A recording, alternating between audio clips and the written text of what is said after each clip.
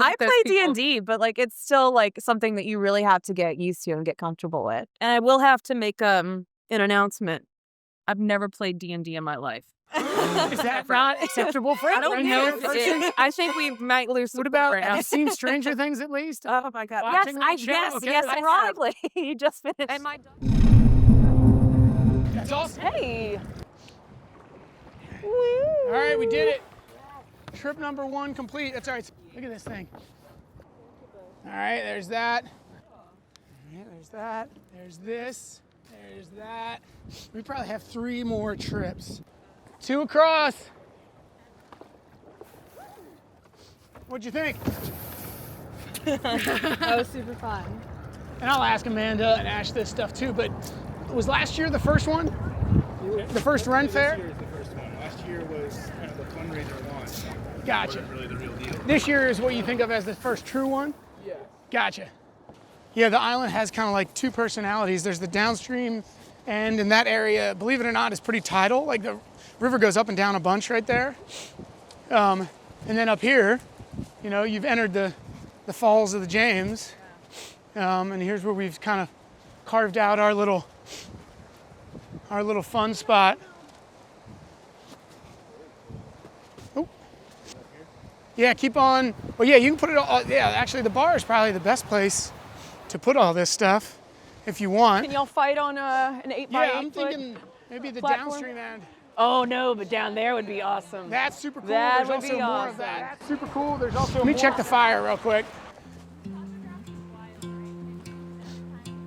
Every single time I'm here filming is different. Yeah, that makes sense. Just skip around. It really matter what we want to do first, either the podcast or the fighting.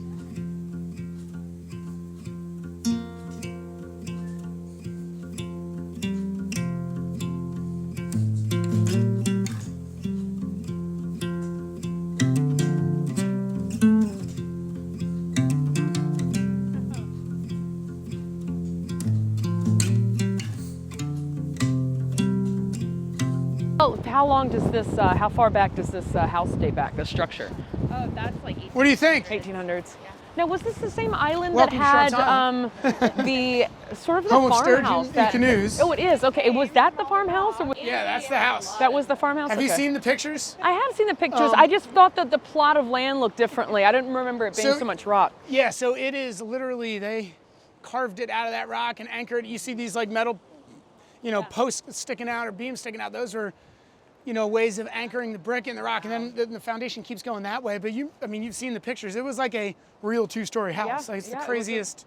It was built in 1895 based on all the research I've done. And when did they lose it? Was it the 50s or was it earlier? No, I'll send you that. We did a video on the guy. There's a guy who bought the house from Russell Sharp. That's why it's called Sharp. It's the Sharp family that owned it. And the guy named Henry Tenzer bought it and it was damaged. The house itself was damaged in Hurricane Camille in '69. So he petitioned the city to like burn it down. And he literally like set fire to a 2-story. I mean, it was a real, porches, everything. Set fire to it. And he was going to build this, started building this like crazy cube structure. He was an architect. The guy is so cool. We did an interview and sort of a history piece with him a couple weeks ago. Then Hurricane Agnes happened in '72 and destroyed all of his work. He had the worst luck in the world. He bought the island, and within 4 years, the 2 highest, river levels in 200 years happened. And the poor guy, he was Shitty luck. Oh, just bad luck. But he was like the same kind of cockeyed dreamer that I am, and you keep trying to build stuff like a dumbass on in the middle of a floodplain. But yeah, so these people got 75 years out of their house, and he got none. He got 2. But it's really cool. When you see pictures, the Sharp family had like goats out here. Like there's pictures of them. They would boat propane over. That was how they had heated everything and cooked. Imagine this area. There's no flood wall. Manchester is like a separate place still. It's just amazing. My family had goats in Jackson Ward. No way. Yeah, so That's so cool. I was born at Gallery 5 in that building, Right. but then we ended up moving a block away, and I remember there was a really bad snowstorm, and there happened to the members of the press in that area just taking pictures of the snow. Right. And they captured my sister and I on a sled being pulled by a Dalmatian, which is the mascot of the firehouse, Right. and a goat No. down the streets of Jackson. Like backyard goats? Was there a large plot? Like what? It wasn't a large plot. A plot is like 400 Marshall is- Street. It's just my mom was a country girl. Hopefully you still I'm have like that perfectly split city girl, country girl. Do you have that picture? That's Yeah, amazing. we've got that picture somewhere. That's so incredible. It's on the front page of the Times-Dispatch. No way. That's awesome.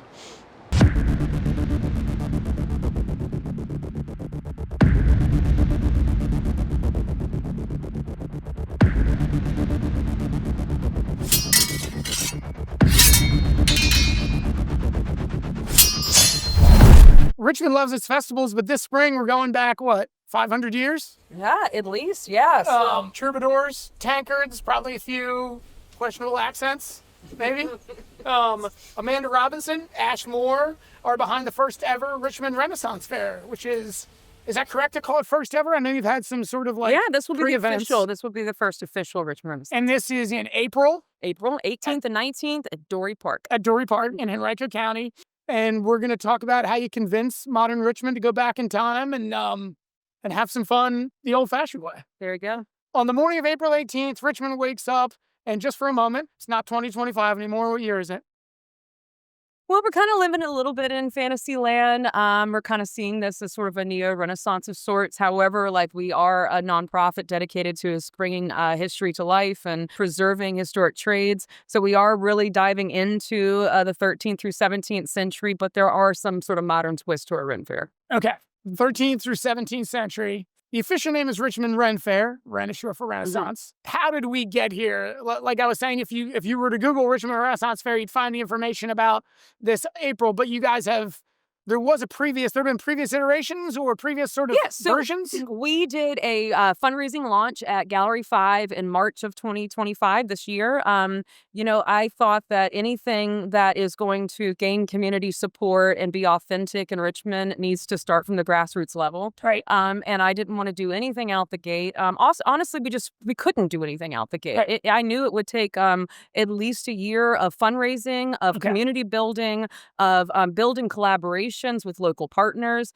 And that's why we did it sort of in that order. I wanted to launch the concept to the community, to see how they reacted, to see who was going to show up and support, so that we could sort of take this community along for the ride and grow it together. So over the last year, and I would say it'll be almost a year and a half building up to the Ren Faire, it has been to build intentional, authentic relationships with community members, performers, artisans, so that when we bring this to life in April 2026, it will be, really thought out and again, intentionally organized for Richmond. Okay. Yeah.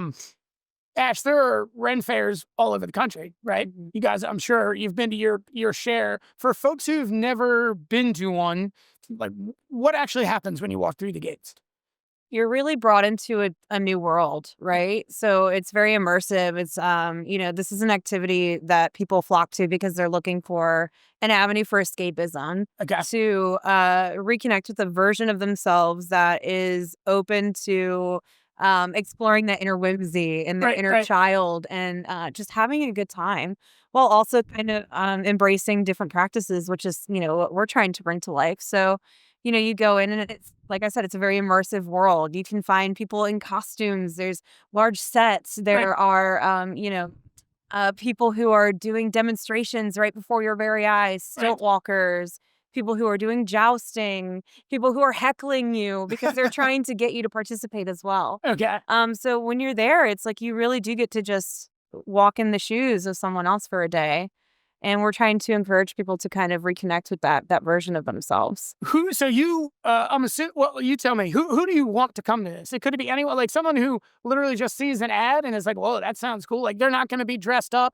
They don't know how to joust, right? But like, is that who you want? Do you want, like, what is the idea? Who are you trying to attract? I think any and everyone can come to Yeah. this festival. It's not a requirement to dress up to attend, although we do encourage it because it is fun for people. Right. And I know a lot of people are looking for an excuse to get dressed up. Yeah. Right. That's, we love that ourselves. But, ultimately we want people to come into this and to explore different facets of our local creative community, engage with local makers and see what there is, in your own backyard that you could possibly participate in yourself if you're interested in engaging in these activities. So people who are curious, people who are looking to learn a little bit more about not just their community, but about kind of slowing down and reconnecting with these historic Yeah.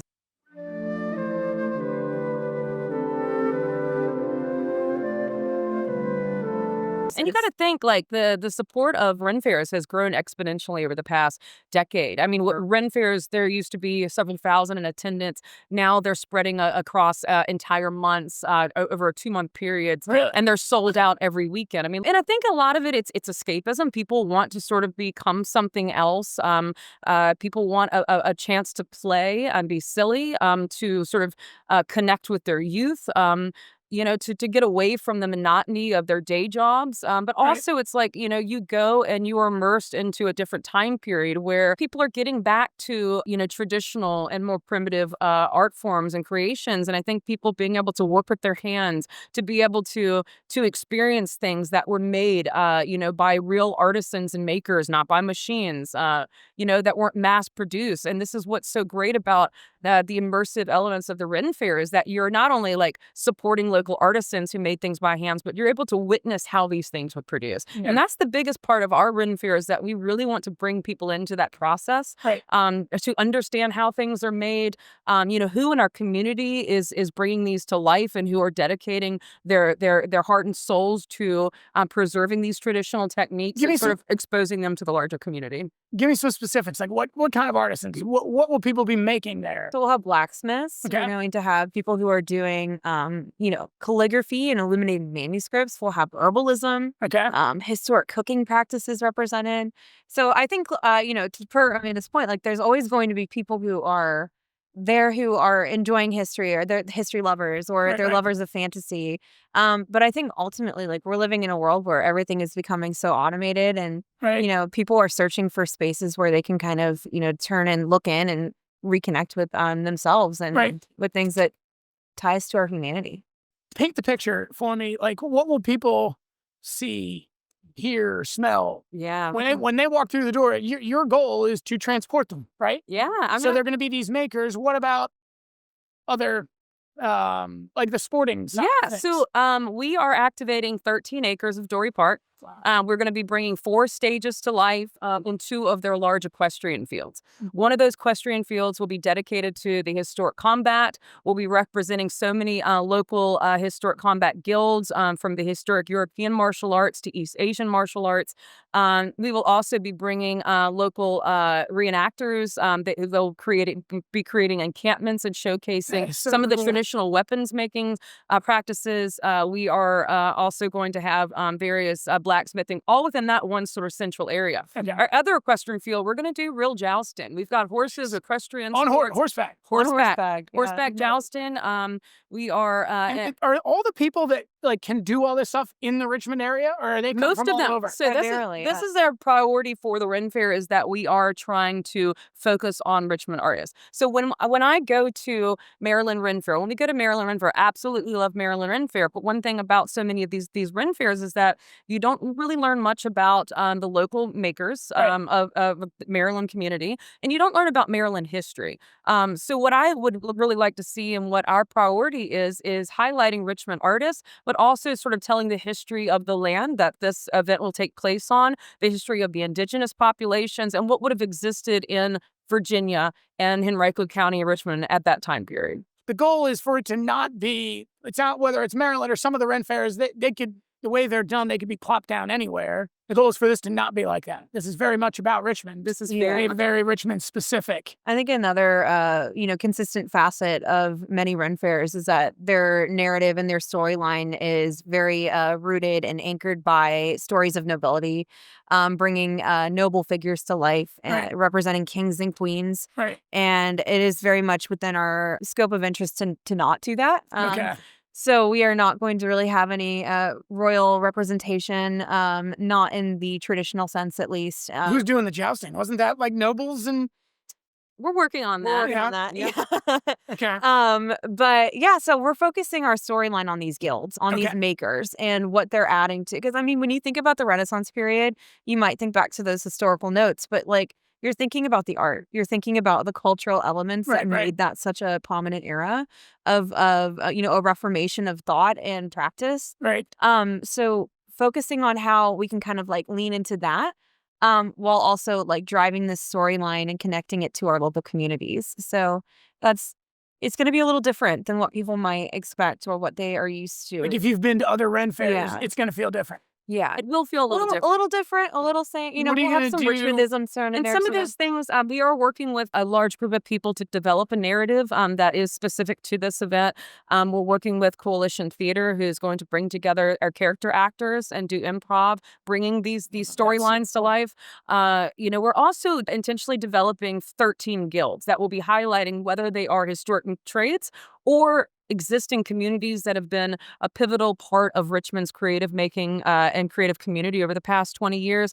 And some of these communities may not traditionally be found at a Ren Fair. For example, some of our sort of storytelling is talking about the marshals and messengers. When we think about all of these like larger protests in Richmond, we think about the people that are there, that are supporting, that are on the front lines. And that is our sort of bike community, right? Right. And we are actually bringing in Rag and Bones to help us sort of develop some of this storyline, but that's an example of a guild that is working with us to develop part of the narrative, but also sort of building out an entire environment at this space. It's sort of that crossover that we were talking about, where it's like we're kind of dipping into fantasy a little bit, where we're viewing this as like kind of a post-industrial Renaissance of sort. It's a modern Renaissance. I mean, the thing that I keep telling people is, to me, the real Renaissance is the community building that we're seeing behind the scenes. Okay. It's the encouraging people to go out there and interact with these practices within their community, and the energy that's building. So we really want that to be represented within what we're doing. And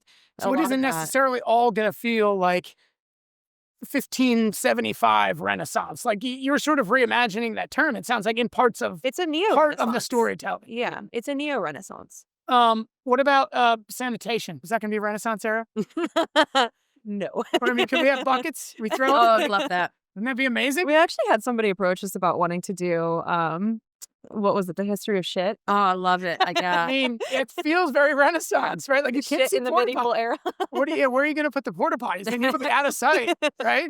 Well, it's all really interesting because it's like, it was like the waste went into this one particular area, and like the ammonia would rise and they would use it to clean their clothing, and like it was all very intentional. So, I mean, there's a lot of history there if people are so curious to get into it.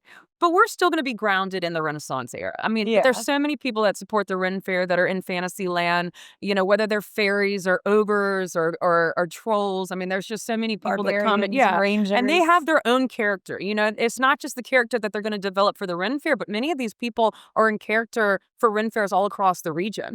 They sort of hop. There's a dedicated sort of subculture. Yeah, and it's not just a dedicated subculture for attendees. There's a dedicated culture of artisans and makers. And that has been the hardest part about organizing this fair, is that there are people from outside of the state that have heard about the Richmond Renaissance Fair and really want to participate. And it's not to say that we are saying no to everyone from outside of the state, but we are prioritizing the local makers, We want this How many vendors do you have? A little over 100. No way. Not including that's food, huge. So. Yeah, and not including all the guilds that we're bringing to life and the demonstrators and artisans that fall within those guilds. Because some of these guilds are large communities made up of 20, 30, 50 people. Right. So those guilds are going to be expanding each year. That is so cool. And they have their own space of the fair to activate. How many tickets are available each day? 7,500. 7,500.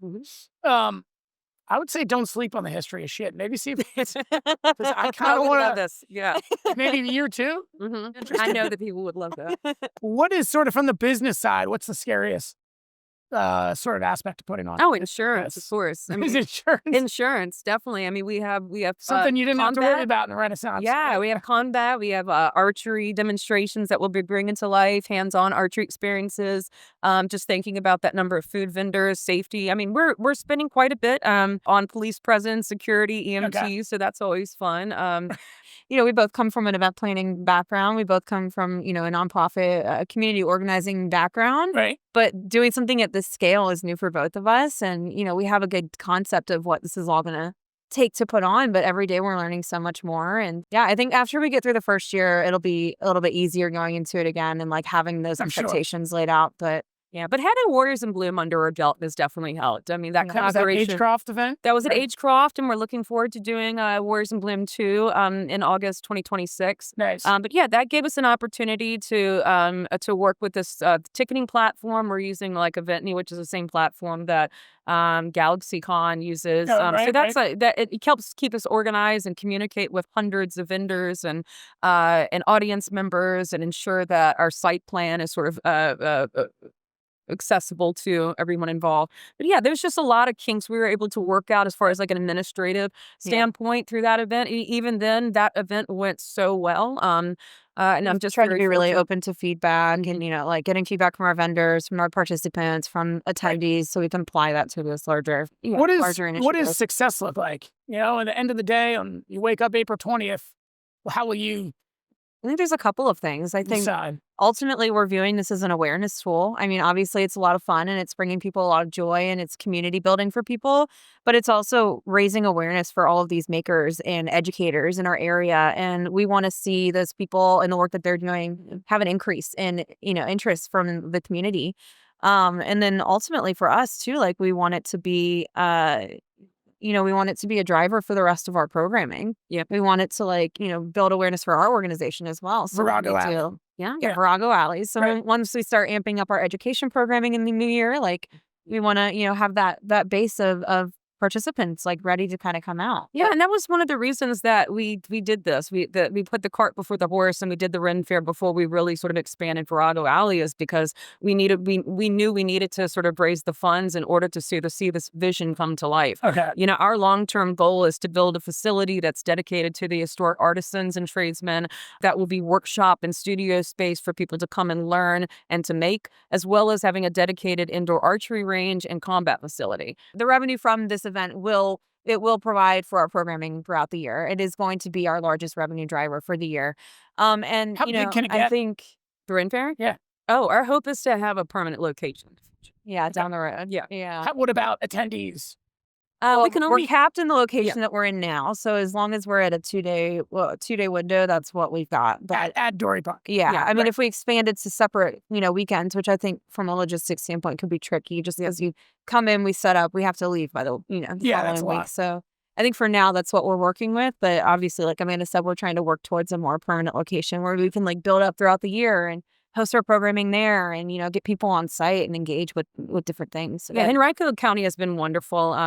They've been very supportive in putting us in contact with all the right people that just sort of like held our hand through a few of the processes, but also providing information and resources that we're really grateful for. And I feel like depending on how this goes, to be able to build that relationship, whether it's at Dorey Park or another Henrico County park, but we do hope to expand it, even if it's not our own permanent location in the next 3 years, like maybe being able to expand into multiple weekends or taking over a bit larger footprint of the space. Yeah, I mean, you said Maryland Ren Fair, 75,000 people. Oh no, that was just the yeah, I'm not sure what their their capacity is, but they're going I'm for 2 blown months, away so. by clearly the demand. I mean, you guys have started year one, and obviously you took your time. I mean, you're building this. It's not like you just snapped your fingers and said, "Hey, let's do a Ren Fair." But it sounds like these things are very popular wherever. It is building, and I think on the surface it did kind of feel like it went from night and day with interest. But I think there is something to say about the community building that has happened over the last 2 decades or so that has led us to a point where our community would embrace something like this. Yeah. Right.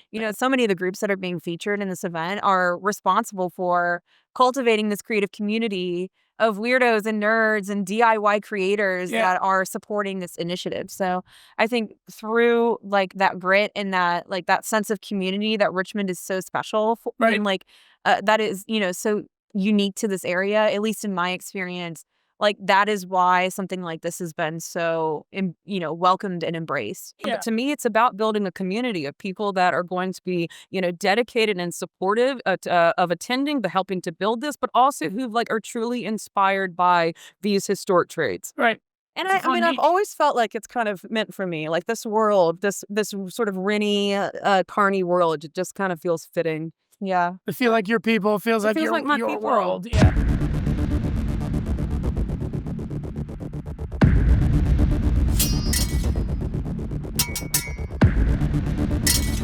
What I do love about the Maryland Ren Fair, because I'm big into seafood, I really love that there's raw oysters there. Okay. And we are working, y'all may already know him, Grant Matthews. I think he's going to be a sort of a traveling oyster shucker. Oh, cool. Yeah, and I'm just really excited that he's going to be bringing raw oysters to. How do you shuck oysters for 7,500 people? That's well, I feel like you probably need run some help. out the first 300 people. But we'll see. So raw oysters. Yes. Okay. Yeah, but there are, what do we have, 20 food vendors? Yeah. Yeah. Okay.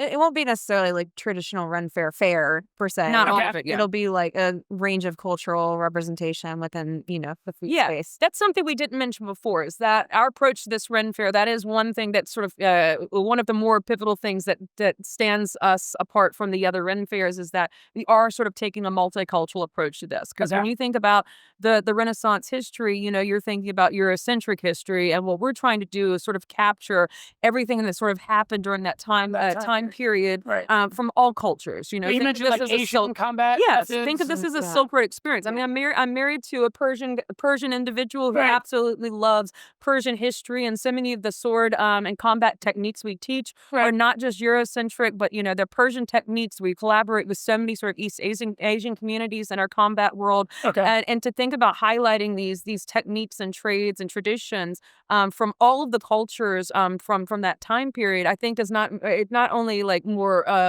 embracive and respectful to our community and showcase on like the diversity that our city has to offer, but like it's just a more enjoyable experience, and I think it's more welcoming and opening to everyone. And the reason I mentioned the multicultural, because you asked about food, so we are sort of expanding what the traditional offerings would be at Ren Fair to a more multicultural offerings.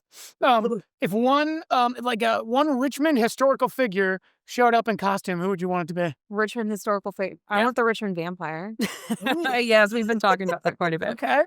Period. He was kind of close to Renaissance era, maybe. Yeah. Close enough. He's like a Richmond cryptid. He'd be fun to have around. Yeah, exactly. Yeah. Will you guys be doing the Ren Fair with an accent? I am getting more and more comfortable with role playing as time goes on. I think this year we will be just focusing on operations. Operations. Okay. But look, there are people. But lots of that people do. They the live. accent They do. year round. Yes. Year round. They're always in character. Always like And, method actors, and but when all people year. say, "Oh, you're organizing a Ren Fair," I think they expect that from Ash and I, and we aren't those. And I people. play Sadly, we are not I those play people. D&D, but like it's still like something that you really have to get used to and get comfortable with. And I will have to make an announcement. I've never played D&D in my life. Is that not acceptable for I don't Ren know Fair if it person? is. I think we might lose. What support about, right have now. you seen Stranger Things at least? Oh my god! Watching Yes, that show? Okay, yes, I have. ironically, you just finished. And my it. daughter God. plays D&D and has tried to get me into it, and I've just never. Yeah. I think it's just trying to the make believe thing is hard Yeah, for me. and To, I come from a theater I'm too background, and serious. it's still hard for me. I always gravitated towards like the behind the scenes tech theater stuff. That's why I'm Yeah. an event planner, not Not in not front of on the- the front. in front of the let me camera? build the shit. Okay. Yeah. Well, you didn't have to, admit that, so I appreciate it. It's official now. It's out there. Can I mention one more thing? Oh, yeah. Is that okay? I just wanted to kind of talk about like how event has sort of been operating as an advocacy tool for our local creative communities, and the way that Richmond is kind of navigating. We're all aware of like how the arts are kind of suffering right now, not just at a local level, but at a state and federal level. It's all becoming very challenging. Right. So I think finding creative ways to navigate around that system, to uplift artists in our community, and to do so in sustainable ways, not because of the resources we have, but in spite of, Right.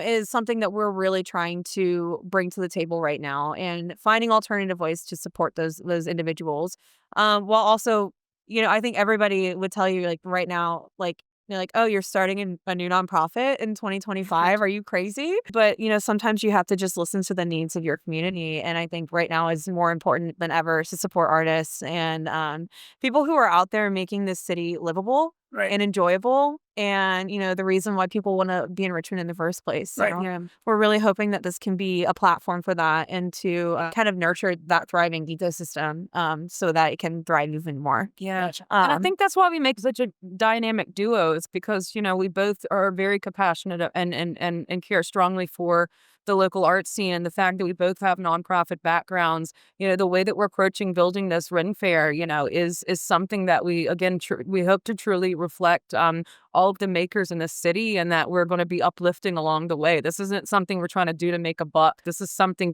that we are hoping to build and sustain and to sort of stay for years to come. I'm just really excited to just be building the family that we are behind the scenes because all these people are like, they're working artists, they're working makers, they're teachers, they're educators in the community, and they've been working within this arts world and creative community for at least 20 years, many of us. And I want to see those people, thrive and not, be struggling for scraps of resources. We need to do better for our community.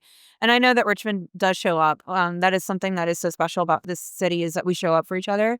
And I think this is like our way of doing that. Outside of that, you're seeing a lot of discourse right now around a slow down culture and analog society. I think that this is kind of like our way to like do our part at a local level, at a grassroots level to kind of tap back into that and to kind of like move away from like that automated, approach to the world that we're living in. So Exactly. I think it all kind of ties together in a way that we can, give back to the community that's supported us and, hopefully we can support them in return. Awesome. No. Okay. I just wanted to add that in. So good. That's awesome. Yes. Woo! All right. What should we do next? Oh. Yeah, come get one. Hold on.